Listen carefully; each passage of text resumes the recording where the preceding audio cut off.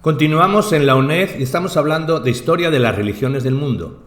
Y estábamos hablando de la religión de los pueblos atrasados y periféricos de América. Hablemos de individualización de las creencias, culto de espíritus protectores personales. Todas las formas de ritos y creencias que hemos enumerado se refieren a la tribu en su conjunto, pero además es típico para el indio norteamericano individualizar las creencias religiosas. Cada miembro de la tribu tenía sus relaciones personales con el mundo de lo sobrenatural. Cada uno poseía un espíritu protector individual adquirido en las divisiones que surgen en el proceso del rito consagratorio. A fin de lograr la visión, el adolescente pasaba por un prolongado ayuno y aislamiento, luego tomaba un baño de vapor e ingería narcóticos, tratando durante todo ese tiempo de concentrar su pensamiento en un solo objeto. En continuo estado de semidesvanecimiento o dormido, o bien en estado de excitación nerviosa, era fácil que confundiera cualquier cosa o animal por la visión buscada, que desde ese instante se transformaba en su espíritu protector para toda la vida. A propósito de esto, la fe en el sentido profético de los sueños es tan fuerte en los indios como quizá en ningún otro pueblo del mundo. Ya en el siglo XVII escribía el misionero jesuita Lejeune, refiriéndose a los indios: su fe en los sueños es en verdad increíble. Los sueños son para ellos leyes y decisiones irrevocables, y es un crimen transgredirlas. Un sueño es para esta pobre gente el oráculo al que invocan y obedecen. Es el profeta que les pronostica los eventos futuros. Nada existe tan valioso que no puedan sacrificar en aras de un sueño. Eva Lips, investigadora contemporánea de los indios, llama a esta fe el realismo de las visiones oníricas. Hablemos del xamanismo. El culto de los espíritus protectores individuales y el visionismo de los indios norteamericanos están estrechamente ligados al xamanismo. Ya en la mayoría de los casos se convertían en chamanes quienes tenían las visiones claras y lograban poderosos espíritus protectores. Esto era lo que determinaba la clasificación de los chamanes según la profesión y la fuerza. Aun cuando los chamanes desempeñan diferentes papeles en tribus distintas, el chamanismo de la población nativa de América del Norte tiene muchos rasgos en común. La mayor parte de las tribus norteamericanas se caracterizan por la vinculación existente entre el chamanismo y la fe en las propiedades sobrenaturales de los animales, el espíritu protector del chamán, el oso. El oso, en especial el gris, fue la fuente más frecuente de la fuerza chamánica. Por eso muchos chamanes usaban como vestimenta una piel de ese animal. En todas partes, la función principal del chamán era la de curar las enfermedades. Algunos de ellos actuaban solos, otros formaban ligas. Los Ojibwe tenían dos tipos de chamanes: los Wagino, que practicaban solos, y los Mide, que actuaban reunidos en una liga de culto o Midewiwin. Los norteamericanos traducen este término como Gran Logia Médica o Gran Liga Chamánica. Los miembros de esta liga efectuaban en conjunto las ceremonias sociales y religiosas y que se consideraban fundador y protector de la liga a Minabojo, la gran liebre, héroe cultural y demiurgo y quizás el creador del mundo. Hablemos de ligas secretas. El sistema de ligas secretas tenía en general un amplio desarrollo en Norteamérica, pero su papel social es menos claro que, por ejemplo, en Melanesia. Al parecer, lo más frecuente era que desempeñaran la misión conservadora de proteger las tradiciones tribales. Sin embargo, por momentos su aspecto religioso se perfila nítidamente en el primer plano. Las ligas secretas indias adoptaban variadas formas. En algunas tribus se trataban simplemente de uniones chamánicas, en otros casos, por ejemplo, en las tribus Sioux y algunas tribus algonquinas, las ligas se formaban con personas de la misma edad. Los mandanes tenían 6 de estas ligas formadas por la edad, los cuervos 8 y los pies negros 12. El principio de las ligas masculinas, según la edad, atestigua que su origen se remonta a las antiguas iniciaciones de adolescencia. Probablemente es el tipo más primitivo de ligas masculinas en esta región del mundo. En algunos sitios el principio de la edad se complicaba por otros factores. Así, en la asociación Pogtu de los Oma, solo podían ingresar los jefes en la Katushka. Se admitía únicamente a los guerreros que se hubieran distinguido de modo especial. En las tribus de las llanuras y de algunas otras regiones de Norteamérica, las ligas secretas se componían de personas que hubieran tenido visiones idénticas y por consiguiente estaban muy ligadas con el culto de los espíritus protectores individuales. Por ejemplo, aquellos cuya visión era el oso formaban una asociación, los del castor otra. Morgan describió una liga iroquesa muy pintoresca, la Liga de los Rostros Falsos. Según creen los iroqueses, existen espíritus a los que se denomina rostros falsos. Se trata de seres de extraordinaria fealdad y malignidad. No tienen cuerpo, sino solamente rostro de aspecto repulsivo y son generalmente invisibles. Flotan en el aire y se trasladan de un lugar a otro provocando enfermedades. Para curarlas es necesario dirigirse a una organización especial de culto, la Liga de los Rostros Falsos. Se trataba de una liga secreta en el sentido literal de la palabra, porque no se sabía quiénes eran sus miembros. Estos eran hombres, pero la presidía una mujer. Solo a ella la conocían todos, los demás miembros permanecían en el anonimato. Quienes deseaban ayuda de la liga para curar una enfermedad podían pedirla solamente a través de su jefa. Esta enviaba luego a alguno de los miembros de la liga enmascarado para efectuar la curación. Sobre los ritos curativos y purificadores diremos que la práctica samántica de curación de los enfermos mantuvo estrecha vinculación con la medicina popular. Sin embargo, algunos métodos curativos racionales en su origen adquieren más tarde un sentido ritual. Predominaba el método de purificación ritual, o sea, la magia catártica, purificadora.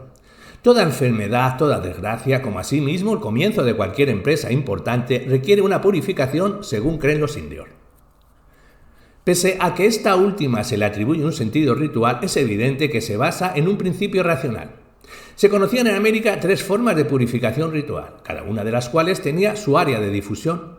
En las tribus de Canadá y Estados Unidos, el baño de vapor constituía casi el único método utilizado. Se disponía en la operación una choza muy pequeña, donde sobre piedras calentadas se echaba agua.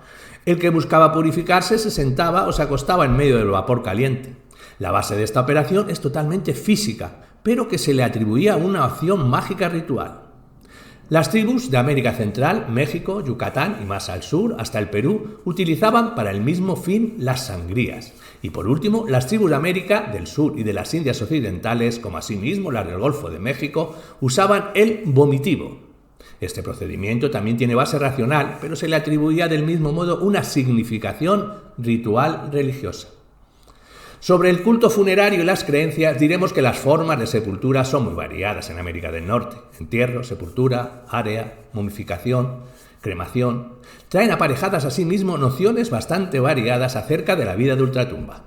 En algunos lugares, por ejemplo la costa noroeste, se ha observado la fe en la reencarnación, pero predominaba la creencia de que la gente continuaría en el más allá el mismo género de vida que antes de morir. El buen guerrero y cazador sería feliz después de la muerte, porque seguiría cazando. Por el contrario, a quienes no cumplían las costumbres tribales, a los cobardes, malos cazadores y asimismo a quienes perdían su escalpo o morían de muerte ignominiosa, les esperaba una pésima suerte en el más allá. Tales ideas acerca de la vida de ultratumba, aun cuando son bastante definidas, no desempeñan un papel de primer orden entre los indios norteamericanos. Sus creencias religiosas se orientaban hacia la vida presente y no a la póstuma. La finalidad de la práctica del culto residía en asegurar el éxito en la vida terrenal. Hablemos sobre la religión de las tribus de la costa noroeste.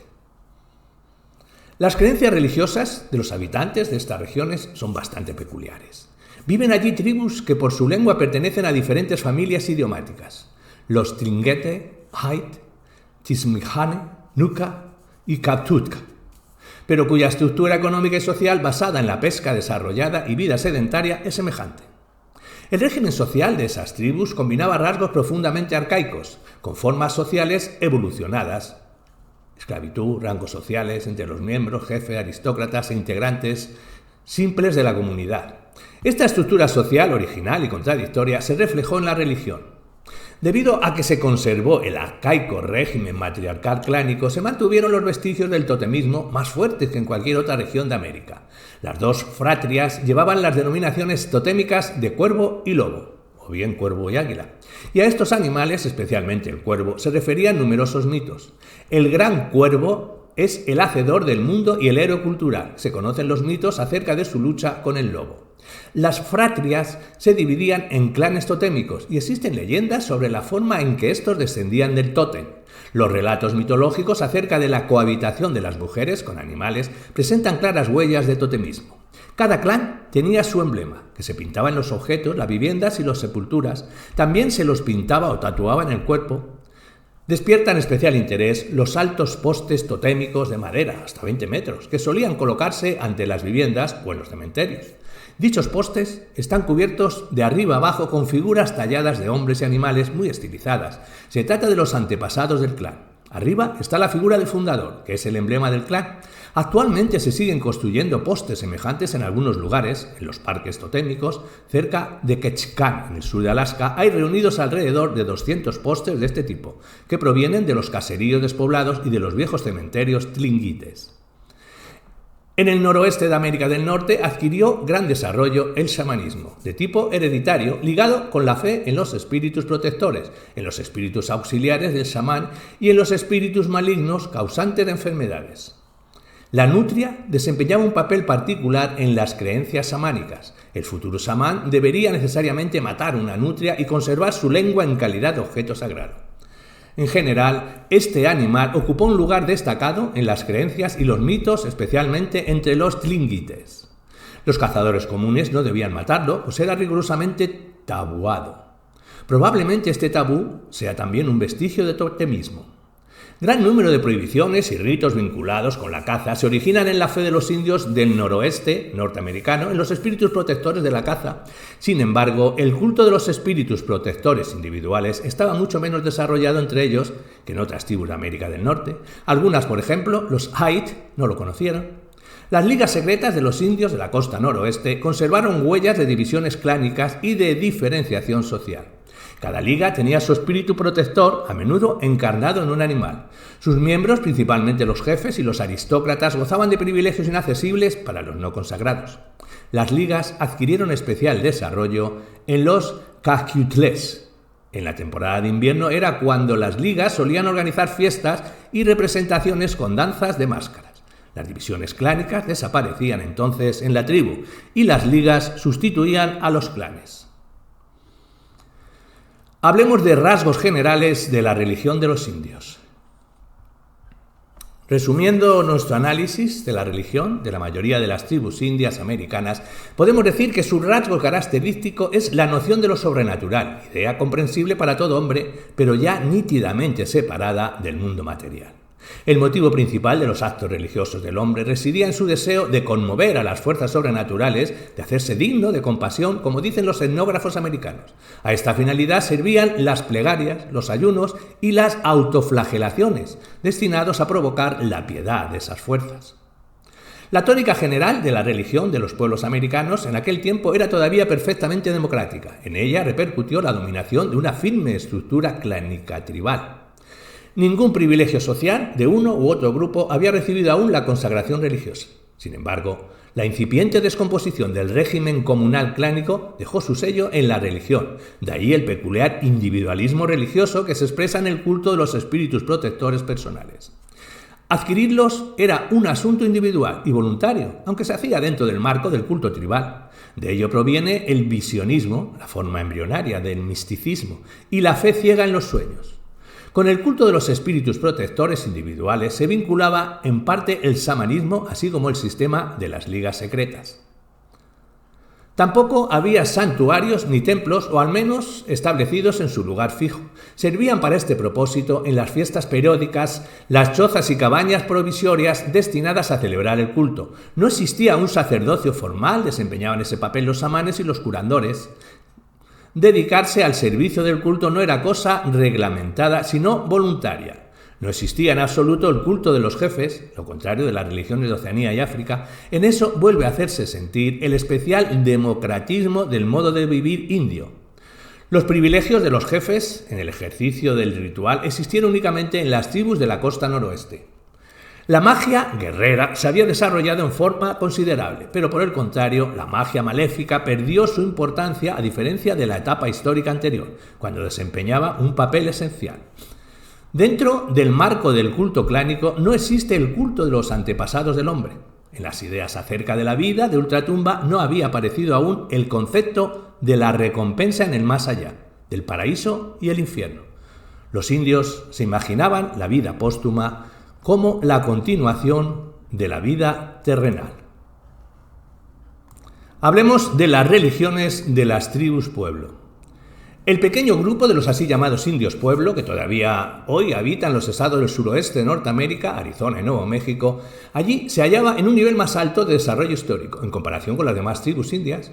Vivían y viven en grandes poblaciones compactas, pueblos, en casas edificadas con ladrillo crudo. Su agricultura se basaba en un sistema de riego muy bien organizado y tenían una producción artesanal de gran calidad. Es característico para los indios pueblo, lo mismo que eran otras tribus de Norteamérica, el desarrollo de las asociaciones secretas, pero entre ellas, estas se estructuraban sobre la base de la organización clánica. Solo podían ser miembros de la asociación los hombres de determinados clanes, por ejemplo, la asociación del antílope, que podía componerse exclusivamente de miembros del clan homónimo. Las asociaciones más influyentes eran las del antílope y la de la serpiente. Debemos decir que en general este último animal desempeñaba un papel esencial en la mitología y el ritual de las tribus pueblo. A diferencia de otras tribus americanas y en razón de su nivel más alto de desarrollo social, entre el pueblo existía el culto de los antepasados, bastante típico, Kachina. Esos espíritus de los muertos protegían a los clanes y a la tribu entera. Hablemos del colonialismo y los movimientos mesiánicos. Las crueldades cometidas por los colonizadores que expulsaron a los nativos de sus tierras y los sometieron a todo género de abusos y violencia provocaron intentos de resistencia por parte de los indios, esporádicos es cierto, pero intentos que en el curso del siglo XIX tomaron formas peculiares de movimientos de reforma religiosa. La esencia de estas y otras tentativas radicaba en el anhelo de restablecer los antiguos ritos indios, completándolos con algunas ideas imitadas del cristianismo u otras religiones. El centro de la prédica de estos profetas constituía la idea del Mesías, emancipador de las tribus indias del yugo extranjero. En muchos casos, dicha idea se complementaba con la doctrina de la resurrección, noción tomada del cristianismo. A mediados del siglo XIX, en el apogeo de la fiebre del oro, los indios californianos sufrieron un embate de los colonizadores. Los abusos y atropellos fueron terribles. A raíz de ello se formó un movimiento mesiánico que se propagó entre 1869 y 1873. La doctrina de Wovoka difería poco de la de los profetas anteriores. Constituye su centro la idea de emancipar al pueblo indio de los opresores extranjeros. La doctrina de la resurrección corporal tomada del cristianismo. El propio Wovoka se presentaba como el Mesías y pasaba por tal. Exteriormente el culto era una renovación de las viejas formas de los ritos indios. Su expresión básica era la danza. Por eso se denominó a dicha religión la danza de los espíritus. Los indios se reunían y organizaban bailes mezclados con ritos extáticos de carácter samánico. El movimiento desembocó en acontecimientos graves. Los dakotas se alzaron contra la administración norteamericana que intentó aplastar el movimiento. En 1890, las tropas norteamericanas organizaron el exterminio en masa de los dakotas, quienes casi inermes se habían reunido cerca de Wanted para practicar sus danzas religiosas. Por supuesto, estos intentos de movimiento de renovación religiosa con trasfondo político estaban condenados de antemano al fracaso. Pero nos interesan extraordinariamente por ser un fenómeno característico, no solo para América del Norte. La protesta espontánea contra la opresión colonialista toma en sus primeras fases la forma de movimiento de renovación religiosa. Movimientos análogos se producen en el siglo XIX en Polinesia y África, y en nuestros días en Melanesia.